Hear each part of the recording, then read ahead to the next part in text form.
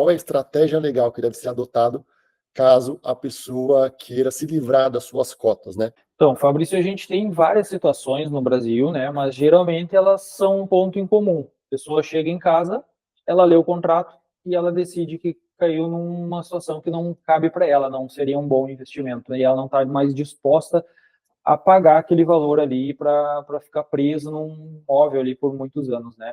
Que ela não vai utilizar sempre. Então, acontece geralmente isso, né? Começa a enviar mensagens para o WhatsApp da empresa e aquele ali não é o canal certo para cancelar, né? Então, eles vêm aqui para o escritório e a gente já começa fazendo a notificação, tá? A gente faz a notificação, envia para lá e a notificação também já nos auxilia para gerar prova, né? De que você tentou extrajudicialmente, amigavelmente, então, não cancelar o contrato. Alguns clientes, eles não querem se envolver numa disputa judicial por alguns anos e eles ficam dispostos até a pagar parte da multa que é cobrada nos contratos, né? O que eles querem realmente é só não ter mais a obrigação de pagar aquelas mensalidades e aquela cota. Então aí começa a nossa disputa, né? A gente geralmente manda notificação, ou retornam, ou a empresa retorna para o próprio cliente, né? Isso é uma questão, acaba sendo falta de ética deles, porque a pessoa já constituiu o advogado já mandou a notificação para lá, e eles ficam insistindo com o próprio cliente, né? A orientação que a gente sempre passa para as pessoas é essa, ó, conversem com o meu advogado, já passei para eles lá, e aí a gente retoma a situação, tá? Mas geralmente a gente não consegue chegar ao acordo com eles fora da justiça, porque eles ficam insistindo em exigir essas multas, né? E o objetivo que a gente tem primeiro é devolver todo o valor. E para fins de acordo, é claro que quando tu está fazendo um acordo, tu vai ter que perder um pouquinho, né? Para que as duas partes fiquem contentes e cheguem numa solução. Mas a nossa proposta para eles sempre é essa, tá? Que então se deixe ali o valor da comissão de corretagem, que geralmente é R$ 2.500, e o restante que foi pago pelos clientes eles têm que reaver. Mas eles não querem, eles querem aplicar a multa, eles querem cumprir o contrato deles, né? E a gente acaba tendo que ajuizar ações. E essa ação, ela gira em torno daquilo que a gente disse, o dever de informação que foi descumprido pela empresa, tá? E eu sempre peço para os clientes, porque a maioria das vezes as pessoas nunca estão sozinhas nessas situações, né? Sempre está um casal, eles abordam bastante casais jovens que estão aí em viagens de turismo, eles já têm um público ideal deles, né? E aí, essas pessoas, elas às vezes estão acompanhadas, ou tem outras pessoas junto com elas que são submetidas a essas propostas, né? A gente pede, na medida do possível, eu sei que às vezes não tem, testemunhas, para informar isso, né? Porque as vendas elas são levadas a um local em que existem, não sei se é cenário, se é fictício aquilo ou não, eu desconfio que sim, que existem outras pessoas também sentadas ali na mesa de negociação, e aí quando alguém fecha um negócio, eles estouram champanhe lá, um espumante, e celebram, a pessoa fica já instigada, poxa vida, ó, aquele cara lá fechou o negócio, ó, que legal, para influenciar a pessoa, né? Então, se você tiver um casal de amigo que também passou pela mesma proposta na mesma viagem, eu sempre peço que, se possível, peça para essa pessoa testemunhar que também visualizou aquele cenário, foi submetida às mesmas propostas, né? Isso é uma das coisas que a gente pede. Mas a grande questão quando chega aqui no escritório é que a pessoa não quer mais pagar o boleto, tá? Eu tive um caso, daqui a pouco eu já vou mostrar, que o meu cliente ele passou no cartão de crédito. E aí gerou outro problema, porque tem que pedir para o administrador do cartão cancelar as parcelas, né? E então, quando a pessoa paga por boleto, ela fica no risco aí de ser negativada, porque ela não vai pagar e vai virar um débito e ele pode ser inscrito então no Serasa ou pode ter o boleto protestado, né? E a gente entra então com um pedido liminar para o juiz determinar que não seja exigível essa dívida aí, tá? Então ela fica suspensa até que se decida o mérito do processo. Nessas situações a gente entra com a liminar, tá? No caso das pessoas que passaram o valor da entrada ou da cota no cartão de crédito, a gente tem que incluir, não como réu, mas como terceiro dentro do processo, a empresa que administra o cartão da pessoa, para pedir para retirar, então, aquelas parcelas da fatura de cartão. e algumas empresas atendem e outras não, né? Então, o que acontece? Esses tempos aí que a gente fez, essa que o pessoal passou no cartão de crédito, a gente pediu para o próprio juiz já mandar o ofício lá para o banco para retirar, porque a gente tentou essa judicialmente, dizendo que as empresas entraram em perdão, o cliente e a empresa entraram em desacordo, aí eles pedem uma comprovação da contestação do valor, né? E geralmente o banco não aceita, né? Porque tem que o emissor daquela dívida confirmar, né? E eles não confirmam. Então o banco não quer se meter, eles ficam neutros nessa história. E aí só por meio judicial a gente consegue, tá? Então, geralmente são esses problemas que começam no processo, tá? Mas a gente vai lá já desde o início, acompanha o cliente desde a notificação, que a gente envia para o endereço correto, tá? E aí a gente ajuiza esse processo, beleza. Consegui eliminar, já não preciso mais pagar. Ok, a partir de agora a gente começa a marcha aí processual, tá? Eu vou tentar mostrar aqui para vocês, então, 2 exemplos de mais ou menos quanto tempo durou o processo também, que as pessoas querem saber isso, né, geralmente. E por quê? Até foi esse um dos motivos da nossa live, né? Eu tinha comentado no teu vídeo lá, que às vezes não é desvantajoso entrar com o processo, tá? Porque tu vai receber o valor de volta. Claro que eu não vendo causa-ganha, tá, pessoal? Mas a gente até hoje não perdeu nenhum desses processos. Pode ser que mude o cenário, né? E se reverta. Nenhum processo, na verdade, é causa-ganha, tá? Mas até agora a gente só teve êxito porque a gente conseguiu, junto com o cliente, demonstrar essas situações aí, os documentos, as testemunhas. Quem trabalha para ganhar o processo também é o cliente, né? O advogado ele precisa dessas informações das provas. Mas eu vou mostrar aqui para vocês, então, um dos casos, tá? Que até ele acabou agora recente. Então, eu só estou demonstrando aqui para vocês que esses processos aqui, todo o processo judicial, ele é público em via de regra, tá? Então, não tem problema os nomes das pessoas e as partes estarem aparecendo aqui, tá? Eu estou utilizando isso a título de exemplo. Isso aqui, pessoal, é um processo judicial, tá? Ele é, a partir de agora, eletrônico. Mas só para vocês verem, ó, esse processo aqui, não são todos iguais, tá? Entrei no Rio Grande do Sul, ele começou dia 21, em 24 de novembro de 2021. Então, esse meu cliente, acho que adquiriu 2 cotas aqui, deixa eu só confirmar para vocês. Ele achou que era tão bom o negócio que ele comprou 2, tá? Ó, meu cliente comprou 2 cotas, tá?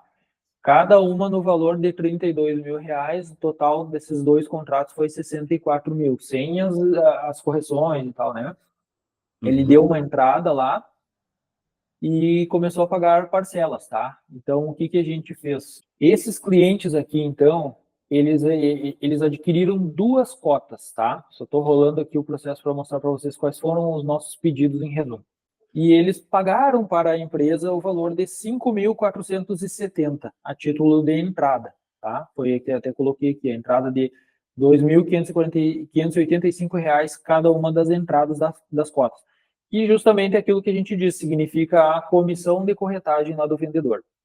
E as parcelas mensais deles eram de R$ 150 por cota, ou seja, R$ 300 por mês era o que eles pagavam. Aí, sob o risco aí deles serem negativados, a gente pediu uma liminar. E aí o juiz avaliou a circunstância do caso e a gente comprovou aí o mínimo possível para mostrar que existia essa contratação e ele deferiu a liminar, tá? Então, esse valor aí ficou reservado para a gente discutir no mérito do processo. Esses 5 mil e pouco eles deveriam devolver para ele no final do processo, tá? Então, o processo ele gira em torno de anular a dívida. O total dela é um contrato de R$ 60.000, né? Então, a gente faz o trabalho de livrar o cliente dessa contratação aí de R$ 60.000. Só que o valor que ele pagou para ajuizar o processo é um valor que a gente utiliza aqui uma tabela como honorários advocatícios para o juizado. Ele não é um valor muito alto, tá? Porque é para ser no juizado uma justiça mais rápida, é o que o pessoal comumente conhece aí por pequenas causas, né? Então a gente entra ali e a gente utiliza o juizado porque ele não tem tantos recursos, tá? Ele só tem até o 2º grau e depois daquilo ali raramente vai subir lá para o STF, tá? Ele termina ali no 2º grau, só vai ter mais um recurso. Então já encerra a discussão ali, diferente de se a gente entrasse na justiça comum. Que aí a outra parte tem vários recursos, ela pode empurrar isso aí por muito tempo, tá? Mas o X da questão é esse, a gente já consegue, geralmente, de início, se a pessoa não demora muito tempo para procurar isso também, né? O ideal é que não passe não deixe passar um ano para procurar esse serviço, né? Porque senão já não se torna tão urgente, né? Você pagou mais de um ano e agora, depois que passou um ano e 4 meses, você pensou, acho que não é um bom negócio. Aí o juiz já vê, puxa vida, não tem tanta urgência para esse cara aí, ele está pedindo uma coisa aí agora, então vamos aguardar. Aí pode ser que ele não defira a liminar, tá? Mas a gente conseguiu quase todas as liminares dos processos que a gente fez, tá? E aí, por que entrar no juizado e não na justiça comum? Para quem tem patrimônio, e geralmente quem adquire esse tipo de imóvel aí, em fração imobiliária, tem poder econômico melhor, né? A gente opta por entrar no juizado especial civil porque ele não tem custas no primeiro grau. Então você não paga nada para entrar nas taxas judiciais e se na eventualidade de perder o processo, né, você também não tem que pagar honorários para a outra parte por ter perdido o processo, tá? Porque justamente isso, como eu falei, não existe esse tipo de causa-ganha, né? Mas raramente, né, quando perde um processo, a gente tem que acabar pagando os honorários da outra parte. Então você também evita essa despesa aí se a gente fizer esse processo no juizado especial, tá? Só tem que cuidar. Geralmente quem procura comprou uma ou duas cotas, que o juizado ele tem um limite de 40 salários mínimos, tá? No valor que a gente dá para esses processos. Eu tenho um cliente aqui que ele acabou adquirindo 6 cotas, então eu não tive como processar no juizado, tá? Teve que ir para a justiça comum. E aí o custo dele vai ser bem mais alto, né? Mas ele também, bem possível, vai reaver todos os valores. Esse processo ainda está em curso, tá? Então aqui esse processo, como eu tinha dito, ele começou em novembro de 2021 e esse aqui, ó, para vocês verem quanta coisa aconteceu nesse processo. Ele foi transitar em julgado, acabou, não tem mais recurso, agora é só executar. Agora, poucos dias aqui, transitado em julgado aqui, ó, em dezembro de 2023. Tá? Esse é o período que esse processo demorou, tá? Eu vou mostrar outro aqui para vocês que foi bem mais rápido. Esse processo aqui, a gente ajuizou contra uma empresa lá em Natal. Meus clientes compraram uma cota só. A gente ajuizou esse processo aqui, então, em fevereiro de 2022. E ele acabou em outubro de 2023. Tá? Então, esse foi mais rápido do que o outro. Uhum. Um ano e Esse, meio, mais ou menos, nesse caso, né? Então, é por isso que a gente diz que geralmente esses processos duram em torno de um ano e meio, tá? E aí, essas duas empresas ali que a gente processou, eles não quiseram recorrer da decisão, tá? Mas em alguns casos eles recorrem. E aí dura mais ali seus 6 a 8 meses no segundo grau, tá? E isso que eu quero agora mostrar, só para concluir essa parte dos processos, para vocês verem. Aquele primeiro processo ali, eu ainda não comecei a fase de cumprimento da sentença. Os processos judiciais, eles têm duas fases. A primeira, que a gente chama de conhecimento, que é para o juiz, que é uma pessoa estranha a tudo isso que está acontecendo, ele não sabe o que aconteceu entre você e a empresa, tá? Então, nós estamos levando ao conhecimento do juiz o que está acontecendo no processo. Então, nós provocamos ele com a petição inicial, a empresa vem depois de citada e faz a contestação, tem uma réplica, tem a audiência para fazer as provas, que daí a gente leva as testemunhas, ou, em alguns casos, o juiz mesmo ele quer ouvir as partes, e aí ele convoca essa audiência. No caso do segundo processo, o meu cliente relatou tudo que ele foi submetido, né? Ele falou que foi abordado na praia, que a vendedora ofereceu porque ela precisava ganhar uma comissão, a vendedora foi bem específica com isso. E, enfim, o juiz colheu o depoimento e depois ele avalia a contestação e dá a sentença dele, tá? E ali, na sentença, ele já especifica o valor que a empresa vai ser condenada ou não a pagar, tá? Então, eu vou, de novo, compartilhar aqui a tela para vocês verem. Esse processo, então, eles adquiriram lá em Natal, mas foram cotas aí de R$35 mil. O meu cliente pagou, então, aqui R$9 mil a título de entrada lá no cartão de crédito, tá? Esse aqui foi um dos que eu consegui que ele mandasse expedir um ofício lá para o banco parar de descontar as outras parcelas. eu já vou aqui para o final da sentença para a gente ser breve. Ó. O juiz, então, ele confirmou a decisão liminar que ele deu, e aqui eu pedi a nulidade dos contratos, que é diferente de rescindir. Eu disse que todo contrato é nulo por causa do vício da informação que não foi passada para o cliente de forma correta, tá? Então, por isso, ele determinou a rescisão do contrato e mandou devolver os R$ 9.000 corrigidos e acrescido de juros para o meu cliente, tá? Então, como ele já transitou em julgado, esses R$ 9.000 vão vir acrescidos. Agora, eu vou mostrar para vocês que eu comecei a fase de cumprimento dessa sentença recentemente. Ó. A gente iniciou agora a fase de cumprimento de sentença desse processo deles, e está aqui o cálculo que eu entrei cobrando aí, então, o valor. Ó. A gente pegou os 9.400 que eles pagaram, aplicamos a correção monetária bem conforme está na sentença, a aplicação da Selic ali, os juros. Então, meus clientes têm a reaver aqui esses R$ 15.000. Essa multa aqui a gente coloca porque se a empresa não pagar voluntariamente no processo os R$ 15.000, eles têm que pagar mais essa penalidade aqui. Então, vocês viram ali que às vezes é possível reaver o valor, né? Uma sentença que é absoluta, ela já está apta ao cumprimento dela, a empresa tem que pagar aquele valor, né? Então, o cliente pagou só de entrada aqueles R$ 9.000, agora ele vai receber os 15.000 corrigidos de volta, né? O 15.000 total. Então, o que você vai ter de despesa são os honorários iniciais ali para a gente ajuizar essa ação, tá? Eu só não posso falar valores agora aqui, mas não é um valor exorbitante, tá? É um valor ali condizente com a proporcionalidade do que está sendo cobrado da empresa. E, enfim, você acaba reavendo o valor, né? Ele é corrigido até o último dia do pagamento, tá? E aí a gente tem uma determinação aí, o entendimento do STJ, que o valor tem que ser pago em uma vez só, não fracionado. As empresas, eles até tentam, depois que eles perdem o processo, que a gente aceite um parcelamento para eles, né? Mas não, o entendimento é esse, tem que ser pago em uma vez só, tá? Tem que devolver o valor inteiro. E geralmente são empresas que têm um capital grande, tá? Se eles não pagam o valor da condenação espontaneamente, a gente pede, então, um bloqueio de contas e aí você vai receber o valor todo, tá?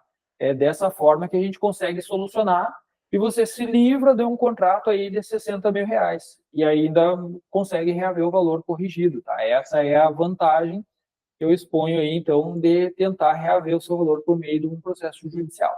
Então, beleza, Bruno. Muito obrigado por toda essa explicação.